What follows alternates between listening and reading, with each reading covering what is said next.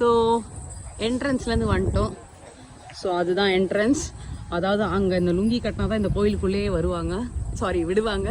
அதுக்கப்புறம் இங்கே கொஞ்சம் ஃபோட்டோ செஷன்லாம் முடிஞ்சுது. அப்புறம் அடுத்த ஃபோட்டோ செஷன் இந்த என்ட்ரன்ஸ் கொடுமையில் நடக்குது. அதெல்லாம் இக்னோர் பண்ணிடுங்க.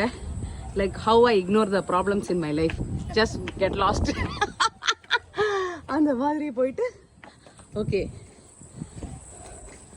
ஸோ இந்த மாதிரி பழங்கால சிலைகள் எக்கச்சக்கமாக இருக்குங்க, வேற லெவலில். இதில் என்ன ஒரு ஹைலைட்னா, இது எல்லாமே இந்தியன்ஸ் தான் வந்து பண்ணதான். ராஜராஜ சோழர் காலத்துலேருந்து அங்கேருந்து வர வச்சு இந்த வேலைகளை பண்ணது நம்ம ஆட்கலாம். இது வந்து நான் சொல்லலை, சந்தியா வந்து கூகுள் பண்ணி பார்த்துட்டு சொல்கிறா. ஸோ எனக்கு தெரிஞ்சதில்லை, இப்போ தான் டச்சப் பண்ணியிருப்பாங்கன்னு நினைக்கிறேன். எல்லாமே சூப்பராக இருக்குங்க. ஆனால் என்ன, வெயில் சென்னை மாதிரி மண்டையை பொழக்குது, பொழப்பொழன்னு பொழக்குது. ஸோ செகண்ட் டேக்கு நாங்கள் இவ்வளோ எக்ஸ்ப்ளோர் பண்ணுறது எங்களுக்கு என்னமோ ஓகே, கொடுத்த காசுக்கு ஒர்த்துன்னு தான் தோணுது.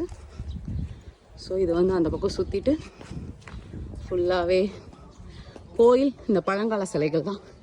பாலி ஃபுல்லாகவே அதான் சொன்னேனே ஆரம்பத்தில், லட்சக்கணக்கான கோயில்கள்னு. அந்த மாதிரி ஃபுல் அண்ட் ஃபுல் கோயில்கள் தான்.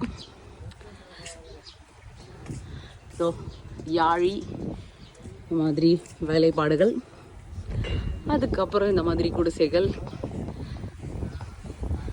ஸோ அந்த காலத்து ராஜா உட்காந்துருக்க இடம் போல் அந்த சீட்டெல்லாம் டெக்கரேட் பண்ணி வச்சுருக்காங்க.